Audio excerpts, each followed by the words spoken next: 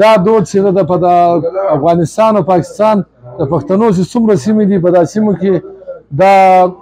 بېلابېل میوې پرتې او د اختر مبارکي دپاره د یوې علاقې او د بلې علاقې خلک د اختر مبارکي ته سره ورځي او یقینا دا ډېر د پښتنو ډېر ښایسته او خوندور کلتور دی چې په دې دلته دوی دا 3 ورځې د پښتنو دسترخوان پروت دي په دې کې خشکې میوې دي شی مې د هغه ورکوي دا موږ انډیوالان ګرد سره راغلي یو د بله اختر مبارکي سره کوو او د ډېره وخته سره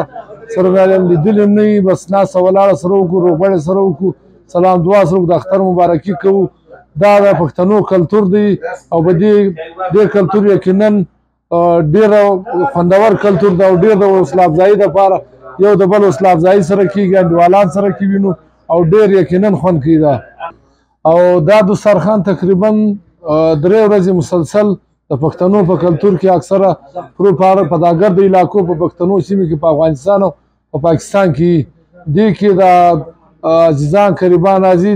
د اختر مبارکي دپاره د مریض د پوښتنې دپاره او نور داسې مختلف معاملو هغو دپاره سره یو ځای کېږي او یقینا دا ډېر خوندور او ډېر هغه